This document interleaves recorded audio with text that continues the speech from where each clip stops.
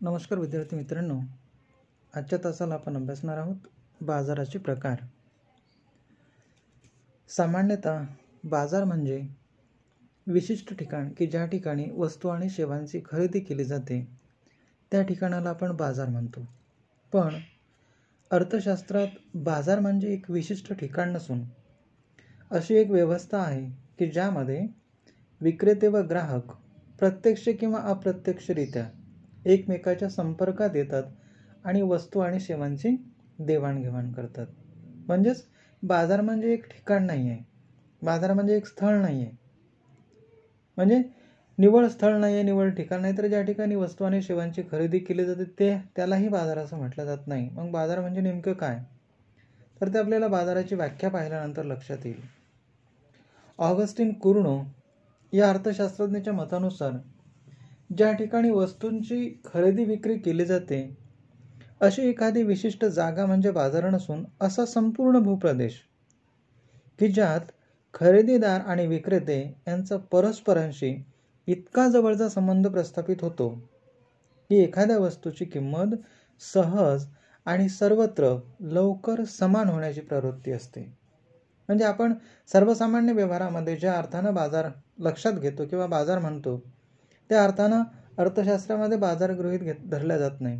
आपण एखाद्या विशिष्ट ठिकाणाला, विशिष्ट स्थळाला की ज्या ठिकाणी वस्तू आणि सेवांची खरेदी केली जाते त्याला बाजार असं म्हणतो। परंतु एवढ्या संकुचित अर्थानं अर्थशास्त्रामध्ये बाजार गृहीत धरला जात नाही। तर बाजार म्हणजे असा संपूर्ण भूप्रदेश आहे की ज्या भूप्रदेशामध्ये वस्तू आणि सेवांची खरेदी विक्री केली जाते आणि ही खरेदी विक्री होत असताना ग्राहक आणि विक्रेते यांच्यामध्ये इतका जवळचा संबंध प्रस्थापित होतो की त्या वस्तूची किंमत सहज आणि सर्वत्र समान होण्याची प्रवृत्ती निर्माण होते। जेव्हा बाजार निर्माण होतो तर त्यावेळेस बाजार हे संभाव्य ग्राहक आणि संभाव्य विक्रेते यांच्यातील परस्पर संबंधाचा जाळा आहे असं म्हटलं तरी वावगं ठरणार नाही, किंवा त्या संबंधातील जाळ्यालाच बाजार असं म्हटलं जातं। जेव्हा बाजार अस्तित्वात येत असतो त्यावेळेस बाजारामध्ये ग्राहक आणि विक्रेते एकत्र आलेले असतात, वस्तू किंवा सेवा यांची खरेदी विक्री ते करत असतात। ती वस्तू आणि सेवांची खरेदी विक्री करत असताना एक निश्चित किमतीला त्या वस्तू आणि सेवांची खरेदी करतात, निश्चित किमतीला त्या वस्तू आणि सेवांची विक्री करतात। ग्राहक आणि विक्रेते यांच्यामध्ये जवळचा संबंध प्रस्थापित होतो आणि ग्राहक आणि विक्रेत्यांना बाजार विषयाचं ज्ञान असतं। ह्या सगळ्या गोष्टी बाजारामध्ये अस्तित्वात होत असतात। बाजाराचे वर्गीकरण। आता बाजाराचे वर्गीकरण साधारणतः काही गोष्टीमध्ये केलं जातं, काही बाबी त्या ठिकाणी गृहीत धरल्या जातात। बाजाराचं वर्गीकरण स्थळ, काळ आणि स्पर्धा या 3 घटकानुसार केलं जातं। त्यापैकी आपण पहिला प्रकार घेऊया, स्थळानुसार बाजाराचं वर्गीकरण। स्थळानुसार बाजाराचं वर्गीकरण करत असताना 3 मुद्द्यांतर्गत त्याचं वर्गीकरण केलं जातं। पहिला मुद्दा आहे किंवा पहिला प्रकार येतो बाजाराचा स्थानिक बाजारपेठ। मग स्थानिक बाजारपेठ म्हणजे काय, तर स्थानिक बाजारपेठ म्हणजे असा बाजार की ज्यात ग्राहक वस्तूचे उत्पादन ज्या ठिकाणी होते त्याच ठिकाणाहून वस्तूची खरेदी करतात, त्या बाजाराला स्थानिक बाजार असं म्हटलं जातं। स्थानिक बाजार म्हणजे काय, स्थानिक बाजार म्हणजे असा बाजार की ज्या ठिकाणी जी वस्तू तयार होत असते त्याच ठिकाणाहून ते लोक त्या वस्तूची खरेदी करत असतात। जसं की आपण स्थानिक बाजारामध्ये ज्या भाज्या पिकतात त्याच भाज्याची खरेदी करतो, जे वस्तू स्थानिक बाजारामध्ये निर्माण होते त्याच वस्तूची खरेदी केली जात असेल तर त्याला स्थानिक बाजार असं म्हटलं जातं। बाजाराचा दुसरा प्रकार येतो तो म्हणजे राष्ट्रीय बाजार। मग राष्ट्रीय बाजार म्हणजे काय, तर राष्ट्रीय बाजार हा देशांतर्गत बाजार आहे। प्रत्येक राष्ट्रीय बाजारपेठेला त्या देशातील नियम लागू होत असतात। म्हणजे जो बाजार देशाच्या अंतर्गत केला जातो त्या बाजाराला राष्ट्रीय बाजार असं म्हटलं जातं। म्हणजे देशाच्या सीमारेषेच्या आत वस्तू आणि सेवांची खरेदी केली जाते त्या बाजाराला राष्ट्रीय बाजार असं म्हटलं जाईल। जसं की भारत, मग या भारत या देशामध्ये वस्तू आणि सेवांची खरेदी केली जाते, तर भारताची ही भूमी, या भारतामध्ये भारताच्या विशिष्ट भूप्रदेशामध्ये ज्या वस्तू आणि सेवांची खरेदी केली जात असेल त्या अंतर्गत जे त्याचे जे नियम असतील ते नियम त्या ठिकाणी लागू पडत असतील तर त्याला राष्ट्रीय बाजार असं म्हटलं जातं। बाजाराचा तिसरा प्रकार येतो तो म्हणजे आंतरराष्ट्रीय बाजार। आंतरराष्ट्रीय बाजारपेठ ही जागतिक बाजारपेठ असून त्यामध्ये राष्ट्रीय सीमा ओलांडून वस्तू आणि सेवांचं आदान प्रदान होत असतं. म्हणजे ह्या बाजारामध्ये देशाच्या सीमारेषेच्या बाहेर वस्तू आणि सेवांची विक्री केली जाते, सीमारेषेच्या बाहेरून वस्तूची खरेदी केली जाते, तर त्या बाजाराला आंतरराष्ट्रीय बाजार असं म्हटलं जातं. म्हणजे ह्या बाजारामध्ये राष्ट्रीय सीमा ओलांडली जाते आणि राष्ट्रीय सीमा ओलांडून वस्तू आणि सेवांचं आदान प्रदान केलं जातं, त्या बाजाराला आंतरराष्ट्रीय बाजार असं म्हटलं जाईल. उदाहरणार्थ अमेरिका आणि भारत या 2 देशांमधील असणारा बाजार. मग ह्या 2 देशांमध्ये बाजार होत असताना काय होतं, बाजारातील वस्तू भारताच्या भूसीमारेषेच्या बाहेर जाते आणि त्या ठिकाणी अमेरिकेमध्ये जाऊन त्याची विक्री केली जाते आणि अमेरिकेतील वस्तू त्यांची सीमारेषा ओलांडून आपल्या देशामध्ये त्याची खरेदी केली जाते. अशा प्रकारे वस्तू आणि सेवांचा आदान प्रदान हे 2 देशांमध्ये होत असतील तर त्याला आंतरराष्ट्रीय बाजारपेठ असं म्हटलं जाईल. अशा प्रकारे हे होतं बाजाराचं वर्गीकरण स्थळानुसार. त्यानंतर आहे काळानुसार. काळानुसार बाजाराचं वर्गीकरण करत असताना 4 प्रकारामध्ये त्याचं वर्गीकरण केलं जातं. तर त्याच्यापैकी पहिला काळ आहे तो म्हणजे अत्यल्प काळ. अत्यल्प काळ म्हणजे असा काळ की ज्यामध्ये वस्तूंचा पुरवठा वाढवता येत नाही आणि त्यामुळे वस्तूंची किंमत मागणी निर्धारित करते. आणि हा काळ काही दिवसाचा किंवा आठवड्याचा असतो, त्यामध्ये वस्तूचा पुरवठा वाढवता येत नसतो. म्हणजे काय होतं यामध्ये, अत्यल्प काळ म्हणजे काय, तर अत्यल्प काळ म्हणजे असा काळ की ज्यामध्ये वस्तूचा पुरवठा वाढवता येत नाही, वस्तूच्या पुरवठ्यामध्ये वाढ करताना एवढा अत्यल्प काळ असतो. आणि त्यामुळे वस्तूची किंमत निर्धारित होत असताना मागणीचा हा घटक महत्त्वाचा ठरतो. मागणी हा घटक वस्तूची किंमत निर्धारित करतो. आपल्याला माहीत आहे की वस्तूची किंमत निर्धारित होत असताना मागणी आणि पुरवठ्याचं संतुलन होत असतं आणि त्या संतुलनामधून त्या वस्तूची किंमत निर्धारित होत असते. परंतु अत्यल्प काळ हा एवढा अल्प काळ असतो की वस्तूची निर्मिती करायला त्या ठिकाणी वेळच नसतो आणि त्यामुळे वस्तूची निर्मिती ही अगोदरच झालेली असते, नवीन वस्तूची निर्मिती होत नाही आणि त्यामुळे त्या वस्तूची किंमत निर्धारित होत असताना फक्त आणि फक्त मागणी हा घटक निर्धारित ठरतो. मागणी घटकाच्या आधारेच वस्तूची किंमत ठरते. मग त्या काळाला अत्यल्प काळ असं म्हटलं जातं. आणि हा काळ किती दिवसाचा असू शकतो, तर हा काळ काही दिवसाचा किंवा आठवड्याचा असू शकतो आणि ज्यामध्ये वस्तूचा पुरवठाही वाढवता येत नाही. दुसरा प्रकार आहे तो म्हणजे अल्पकाळ. अल्पकाळ हा 1 वर्षापेक्षा कमी कालावधीचा असतो. 1 वर्षाच्या कालावधीपेक्षा कमी कालावधीला अल्पकाळ असं म्हटलं जातं. या काळामध्ये वस्तू आणि सेवांचा पुरवठा काही प्रमाणामध्ये आदानाचे समायोजन करून वस्तूचा पुरवठा वाढवता येणे शक्य असतं.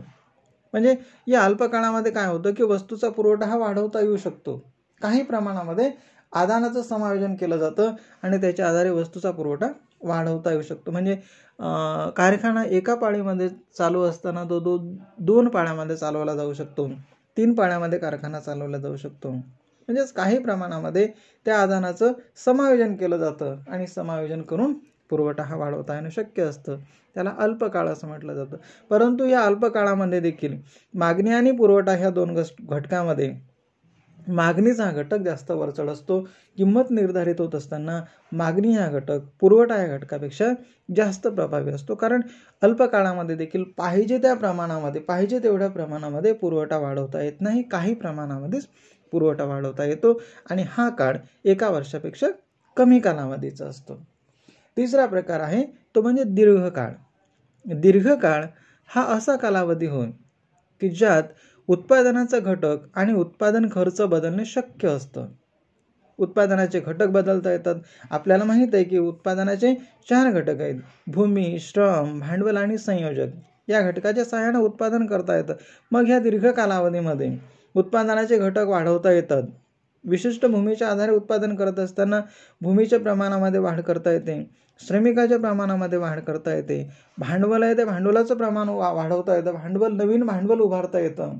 अनेक स्वरूपाचे बदल त्याच्यामध्ये केले जाऊ शकतात. म्हणजे उत्पादनाचे घटक आणि उत्पादन खर्च बदलणे शक्य असतं. दीर्घकाळामध्ये उद्योग संस्थांना सर्व प्रकारच्या खर्चाशी जुळवून घेता येणं शक्य होतं आणि त्यामुळे या कालावधीत वस्तूचा पुरवठा पाहिजे त्या प्रमाणा एवढा वाढवता येतो आणि हा कालावधी किती वर्षाचा असतो, तर हा कालावधी काही वर्षाचा असतो. उदाहरणार्थ साधारणपणे 5 वर्षापर्यंतचा कालखंड हा दीर्घ कालखंड म्हणून ओळखला जातो. आणि ह्यामध्ये वस्तूची किंमत निर्धारित होत असताना मागणी आणि पुरवठा हे दोन्ही घटक सारख्याच प्रमाणामध्ये त्या ठिकाणी कार्यरत होतात. मागणी वाढली तर त्या प्रमाणामध्ये पुरवठाही वाढवला जातो आणि त्यामुळे वस्तूची किंमत निर्धारित होत असताना मागणी या घटकाएवढंच पुरवठा हा घटक महत्त्वाचा असतो आणि त्यामुळे मागणी आणि पुरवठ्याच्या योग्य संतुलनानं वस्तूची किंमत निर्धारित होत असते. या काळाला दीर्घकाळ असं म्हटलं जातं. त्यानंतर काळानुसार बाजाराचा प्रकार पाहत असताना चौथा प्रकार येतो तो म्हणजे अतिदीर्घकालीन बाजारपेठ.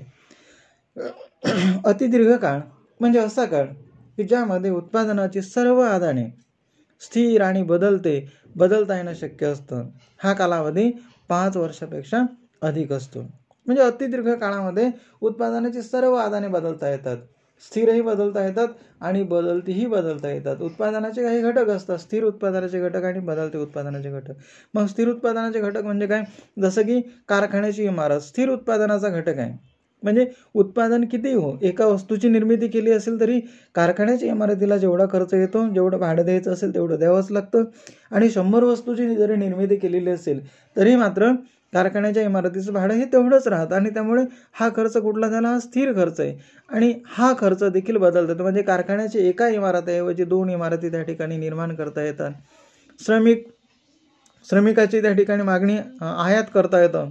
श्रमिक दुसऱ्या देशामधून त्या ठिकाणी मागवता येऊ शकतात, दुसऱ्या प्रांतामधून मागवता येऊ शकतात. भांडवलाची देखील मोठ्या प्रमाणामध्ये उभारणी केली जाऊ शकते. अशा प्रकारे या कालखंडाला दीर्घ कालखंड असं म्हटलं जातं. आणि दीर्घ कालखंड हा 5 वर्षापेक्षा अधिक असतो. अशा प्रकारे बाजाराचं वर्गीकरण हे काळानुसार केलं जातं आणि काळानुसार वर्गीकरण करत असताना त्याचे 5 प्रकार पडतात, ते आपण पाहिले. त्यानंतर बाजाराचं वर्गीकरण हे स्पर्धेनुसार केलं जातं. स्पर्धेनुसार बाजाराचं वर्गीकरण करत असताना अर्थशास्त्रामध्ये विक्रेते व ग्राहक यांच्यातील स्पर्धा हा बाजाराच्या वर्गीकरणाच्या संदर्भामध्ये विचारात घेतली जाते. आपल्याला माहितीच आहे की ग्राहक आणि विक्रेते यांच्यामध्ये स्पर्धा चालत असते. विक्रेते यासाठी स्पर्धा करत असतात की ते त्यांच्याकडची वस्तूची विक्री करण्याचा प्रयत्न करत असतात आणि त्यांच्यामध्ये स्पर्धा निर्माण होते. विक्रेत्यांमध्ये स्पर्धा निर्माण होते की माझी वस्तू ही अधिकाधिकरित्या विकल्या गेली पाहिजेत. त्याचप्रमाणे ग्राहकांमध्ये देखील स्पर्धा निर्माण होते की मला ती वस्तू भेटली पाहिजेत, मला त्या वस्तूचा उपभोग घेता आला पाहिजे आणि ह्या अनुषंगानं मग ते स्पर्धा करतात आणि या स्पर्धेचं रूपांतर शेवटी किमतीपर्यंत येऊन पोहोचतं. विक्रेते वस्तूची किंमत करत असताना आपल्या वस्तूची विक्री व्हावी म्हणून वस्तूची किंमत कमी करत जातात, तर ग्राहक आपल्याला वस्तू भेटावी म्हणून त्या वस्तूची किंमत वाढवत जातात. आणि हा स्पर्धा या बाजारातील प्रकारानुसार विक्रेते आणि ग्राहक यांच्यातील स्पर्धा हा निकष अतिशय महत्त्वाचा आहे. विक्रेत्यांमधील स्पर्धेवर आधारित बाजारातील विविध प्रकारांचा अभ्यास यामध्ये केला जातो आणि त्या अनुषंगानं बाजाराचे काही प्रकार पडतात. स्पर्धेनुसार बाजाराचे प्रकार पाहत असताना त्याच्यातील पहिला प्रकार येतो तो म्हणजे पूर्ण स्पर्धेचा बाजार. मग पूर्ण स्पर्धेचा बाजार म्हणजे काय, तर त्याची व्याख्या पाहिल्यानंतर आपल्याला ते लक्षात येईल. पूर्ण स्पर्धेचा बाजार पाहत असताना मिसेस जॉन रॉबिन्सन यांनी त्यांची व्याख्या केलेली आहे.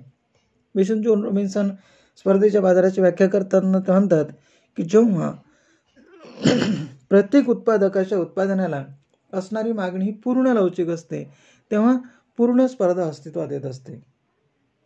काय म्हणतात जॉन रॉबिन्सन, जेव्हा प्रत्येक उत्पादकाच्या उत्पादनाला असणारी मागणी पूर्ण लवचिक असते तेव्हा पूर्ण स्पर्धा अस्तित्वात येते. पूर्ण स्पर्धा हा असा बाजार आहे की ज्यात विक्रेते व ग्राहक यांची संख्या असंख्य असते. सर्व विक्रेते आणि ग्राहक कोणत्याही निर्बंधाशिवाय एकजिनसी वस्तूची खरेदी विक्री करण्यामध्ये गुंतलेले असतात. प्रत्येक ग्राहक व विक्रेते यांना बाजार स्थितीचं पूर्ण ज्ञान असतं. त्या बाजाराला स्पर्धेचा बाजार असं म्हटलं जातं.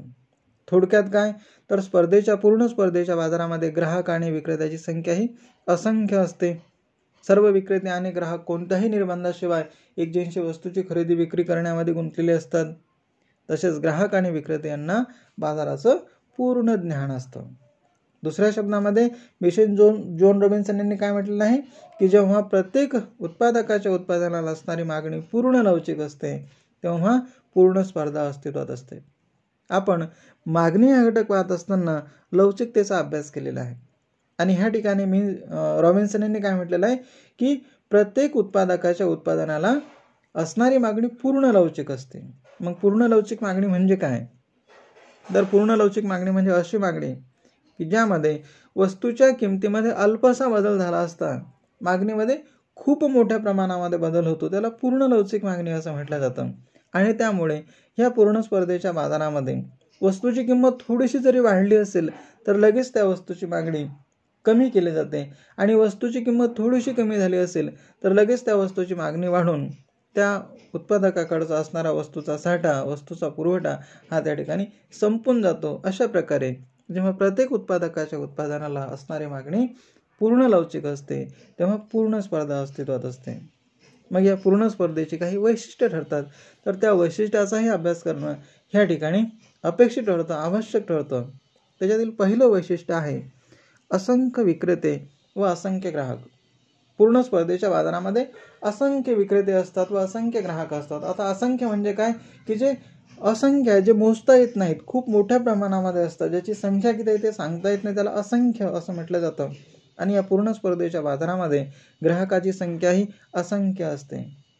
तसे की आकाशातील चांदणे आपल्याला मोजता येत नाहीत, एखाद्या व्यक्तीच्या डोक्यावरचे केस आपल्याला मोजता येत नाहीत, म्हणजे ते असंख्य असतात. अगदी त्या प्रकारे त्या बाजारातील ग्राहक आणि विक्रेत्याची संख्या ही असंख्य असते आणि त्यामुळे त्यांची संख्या असंख्य असल्यामुळे एका विक्रेत्याचा पुरवठा हा अतिशय अल्प असतो. कारण विक्रेत्याची संख्या कशी आहे? विक्रेत्याची संख्या ही असंख्य आहे, खूप मोठी आहे आणि ह्या असंख्य विक्रेत्यापैकी एका विक्रेत्याचा पुरवठा, एका विक्रेत्यानं बाजारामध्ये वस्तू विक्रीसाठी आणलेली वस्तूची नगसंख्या ही अतिशय अल्प आहे आणि त्यामुळे त्या वस्तूचा पुरवठा, त्या एका विक्रेत्याचा वस्तूचा पुरवठा बाजारातील किमतीवर कोणताही प्रभाव पाडू शकत नाही. त्यानं त्या वस्तूची खरेदी केली काय किंवा त्या वस्तूची विक्री केली काय किंवा त्या वस्तूची विक्री नाही केली काय याचा त्याच्यावरती कोणताही परिणाम पडणार नाही. उदाहरणार्थ समुद्रातील पाणी. मग समुद्रातील पाण्यामधली एखाद्या विक्रेत्याचं उत्पादन कसं असतं? एखाद्या बादली एवढं असतं. समुद्रामध्ये जेवढं पाणी असतं समुद्रातील सगळं पाणी म्हणजेच बाजारातील संपूर्ण विक्रेत्यानं आणलेल्या वस्तूची संख्या आणि एका विक्रेत्याची वस्तूची संख्या म्हणजे किती? एका बादलीभर पाणी एवढे. आणि त्यामुळे समुद्रामधून एक बादलीभर पाणी काढलं काय किंवा एक बादलीभर समुद्रामध्ये पाणी ओतलं काय त्याचा त्या समुद्रातील पातळीवरती काही परिणाम पडत नाही. अगदी त्याच प्रकारे या बाजारातील किमतीवरती एका विक्रेत्याचा कोणताही परिणाम पडत नाही. अगदी त्याच प्रकारे ग्राहकाची संख्या कशी असते? प्रचंड असते, असंख्य असते आणि त्यामुळे प्रत्येक ग्राहकाची खरेदी ही एकूण खरेदीचा अल्पसा भाग असतो आणि त्यामुळे वस्तूच्या किमतीवर त्याचाही कोणताही परिणाम पडत नाही. त्यानं त्या वस्तूची मागणी केली काय किंवा नाही केली काय एखाद्या वस्तूच्या किमतीवरती तो कोणताही प्रभाव पाडू शकत नाही. आणि त्यामुळे या पूर्ण स्पर्धेच्या बाजारामध्ये असणारे ग्राहक आणि विक्रेते हे कसे असतात? किंमत स्वीकारणारे असतात. बाजारामध्ये असणारी किंमत ते दोघंही स्वीकारतात. विक्रेते देखील बाजारामध्ये मागणी आणि पुरवठ्याच्या संतुलनानं जी किंमत निर्माण होईल ते स्वीकारतात आणि ग्राहक देखील त्या वस्तूची ती किंमत स्वीकारतात, कारण दोघंही त्या वस्तूच्या किमतीवरती परिणाम पाडू शकत नाहीत. पूर्ण स्पर्धेचा दुसरं वैशिष्ट्य येतं तो म्हणजे एकजिन्सी वस्तू. पूर्ण स्पर्धेचे महत्त्वाचे वैशिष्ट्य म्हणजे असंख्य विक्रेत्याकडून विकली जाणारी वस्तू ही एकजिन्सी असते. ती वस्तू ग्राहकाच्या दृष्टीनं रंग, रूप, आकार, चव, प्रकार ह्या दृष्टीनं एकजिन्सी स्वरूपाची असते. त्यामध्ये कोणत्याही प्रकारचा फरक नसतो आणि सगळ्या विक्रेत्यांना निर्माण केलेली वस्तू ही एकसारखीच असल्यामुळे सगळे विक्रेते आपल्या एका वस्तूची किंमत ही एकच ठेवतील आणि सगळे ग्राहक देखील वस्तू सगळ्या सारख्याच असल्यामुळे ते त्या ठिकाणी भेद करणार नाहीत की ह्या ठिकाणी वस्तू अमुक चांगल्या दर्जाची आहे, त्या ठिकाणी वस्तू कमी दर्जाची, अशा प्रकारचा ते भेद करत नाहीत आणि त्या ग्राहकाच्या दृष्टीने आकार, रूप, गंध, चव, प्रकार ह्या सगळ्या गोष्टींमध्ये ती वस्तू कशी असते? सारखी असते. म्हणजे पूर्ण स्पर्धेच्या बाजाराचं अतिशय महत्त्वपूर्ण वैशिष्ट्य आहे की ह्या बाजारामध्ये विक्रीसाठी आणलेली वस्तू कशी असते? एकजिन्सी असते आणि एकजिन्सी वस्तू ह्या बाजाराचं एक महत्त्वाचं वैशिष्ट्य आहे. तिसरं वैशिष्ट्य येतं मुक्त प्रवेश आणि निर्गमन. पूर्ण स्पर्धेच्या बाजारामध्ये प्रत्येक विक्रेत्याला मुक्त प्रवेश असतो. त्याला वाटलं उत्पादन एखाद्या वस्तूमध्ये नफा आहे तर तो त्या वस्तूची निर्मिती करू शकतो आणि बाजारामध्ये येऊन आपलं दुकान थाटू शकतो. त्या विक्रेत्याला वाटलं की या वस्तूच्या विक्रीपासून, या वस्तूच्या निर्मितीपासून कुठलाही नफा नाही आहे तर तो आपलं दुकान बंद करू शकतो, त्या वस्तूचं उत्पादन बंद करू शकतो आणि बाजारामधून बाहेर जाऊ शकतो. अशा प्रकारे या बाजारामध्ये विक्रेत्याला, उत्पादकाला मुक्त प्रवेश आणि निर्गमन याची मुभा असते. जर नफ्याची आशा असेल तर उत्पादन संस्था बाजारामध्ये प्रवेश करतात आणि तोट्याची शक्यता असेल तर बाजारामधून ते निर्गमन करू शकतात किंवा निर्गमन करतात. समोरचं वैशिष्ट्य येतं एकच किंमत. पूर्ण स्पर्धेच्या बाजारात एकच किंमत असते जी मागणी आणि पुरवठा यांच्या आंतरक्रियेने निर्धारित होत असते. आता वरचे सगळे वैशिष्ट्य जर आपण अभ्यासले, व्यवस्थित त्यांच्याकडे पाहिलं तर ह्या सगळ्या वैशिष्ट्याचा परिपाक एकच येईल की त्या वस्तूची किंमत एकच ठरेल. कारण बाजारामध्ये असंख्य विक्रेते आहेत, असंख्य ग्राहक आहेत, ते वस्तूच्या किमतीवरती प्रभाव पाडू शकत नाहीत आणि त्यामुळे वस्तूची किंमत येत असेल. वस्तू एकजिन्सी आहे. दुसरं वैशिष्ट्य, वस्तू एकजिन्सी आहे म्हणजे वस्तूमध्ये कोणताहीच फरक नाही आहे. एका वस्तूसारखी दुसरी वस्तू असल्यामुळे ग्राहक देखील वस्तूची घेण्यासंदर्भामध्ये फरक करणार नाहीत, ते वस्तूची किंमत घेतील आणि त्यामुळे एखाद्या विक्रेत्यानं एखाद्या वस्तूची किंमत जास्त ठेवली तर तो त्या वस्तूची मागणी करणार नाही, कारण त्याला माहीत आहे की वस्तू सारख्याच दर्जाच्या आहेत आणि सारख्याच वस्तू असल्यामुळे तो त्या वस्तूला जास्त किंमत देणार नाही. आणि एखाद्या विक्रेत्यानं वस्तूची किंमत कमी ठेवली तर त्याची वस्तू लगेच खपल्या जाईल, कारण त्याचं एका विक्रेत्याचं प्रमाण कसं आहे, अतिशय अल्प आहे आणि त्यामुळे त्याची वस्तू लगेच खपल्या जाईल. त्याचप्रमाणे एखाद्या विक्रेत्यानं वस्तूची किंमत जास्त ठेवली तर त्याची वस्तूच खपल्या जाणार नाही, कारण सगळ्या वस्तू एकजिन्सी आहेत. सगळीकडे वस्तूचा पुरवठा खूप मोठ्या प्रमाणामध्ये आहे, कारण असंख्य असे विक्रेते आहेत आणि त्यामुळे ग्राहकाला त्या ठिकाणी आडून बसण्याचं कामच नाही. यानं म्हटलं एखाद्या वस्तूची किंमत जास्त आहे तर तो त्या वस्तूची खरेदी करणार नाही, दुसऱ्या विक्रेत्याकडे जाईल आणि त्याच्याकडनं त्या वस्तूची खरेदी करेल. म्हणजे या सगळ्या वैशिष्ट्याचा परिपाक काय असेल, बाजारामध्ये, या पूर्ण स्पर्धेच्या बाजारामध्ये एकच किंमत असते. पूर्ण स्पर्धेच्या बाजारात एकच किंमत असते आणि ही किंमत जी मागणी आणि पुरवठा याच्या आंतरक्रियेने निर्धारित होत असते. पूर्ण स्पर्धेच्या बाजाराचं 5वं वैशिष्ट्य येतं बाजाराचं संपूर्ण ज्ञान. ग्राहक आणि विक्रेते यांना बाजार स्थितीचं संपूर्ण ज्ञान असतं. प्रत्येक ग्राहक आणि विक्रेते यांना वस्तूची किंमत, गुणवत्ता, दर्जा, पुरवठ्याचा स्रोत या संदर्भामध्ये पूर्ण ज्ञान असतं आणि हे त्याचं एक महत्त्वपूर्ण असं वैशिष्ट्य मानलं जातं. पूर्ण स्पर्धेच्या बाजाराचं 6वं वैशिष्ट्य आहे उत्पादन घटकाची पूर्ण गतिशीलता. पूर्ण स्पर्धेच्या बाजारामध्ये जे उत्पादन घटक आहेत त्या उत्पादन घटकामध्ये पूर्ण गतिशीलता असते. भूमी, श्रम, भांडवल, संयोजक हे त्याला अपेक्षित असणाऱ्या नफ्यामध्येच ते गुंतवले जातात आणि त्या ठिकाणी त्यांना योग्य असा मोबदला मिळत नसेल तर त्या ठिकाणाहून ते बाहेर येतात. म्हणजेच उत्पादन घटकामध्ये पूर्ण गतिशीलता असते. श्रम आणि भांडवल हे भौगोलिकदृष्ट्याच नव्हे तर व्यावसायिकदृष्ट्या देखील गतिक्षम असतात.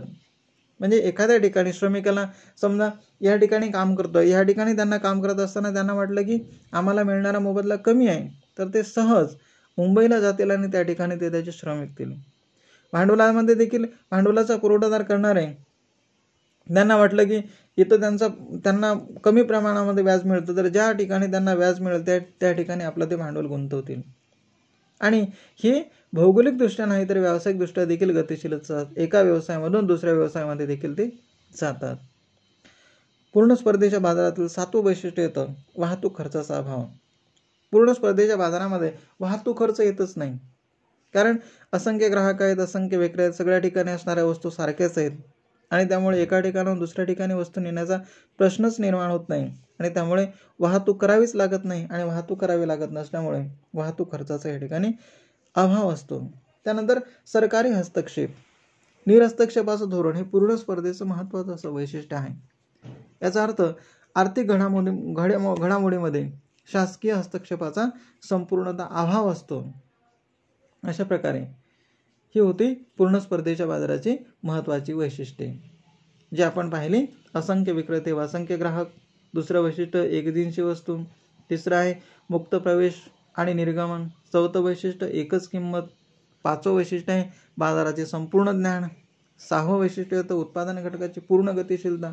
7वं वैशिष्ट्य आहे वाहतूक खर्चाचा अभाव आणि 8वं वैशिष्ट्य येतं सरकारी हस्तक्षेप नाही, निर्हस्तक्षेपाचं धोरण हे पूर्ण स्पर्धेच्या बाजारातील महत्त्वाचे असं वैशिष्ट्य. त्यानंतर बाजाराचं वर्गीकरण करत असताना दुसरा प्रकार येतो तो म्हणजे अपूर्ण स्पर्धा. परंतु तो अपूर्ण स्पर्धा हा प्रकार पाहण्या अगोदर आपल्याला पाहायचं आहे या पूर्ण स्पर्धेमध्ये वस्तूची किंमत निश्चिती कशी होते. तर या पूर्ण स्पर्धेतील वस्तूची किंमत निश्चिती कशी होते ते आपण समोरच्या तासिकेमध्ये पाहूयात.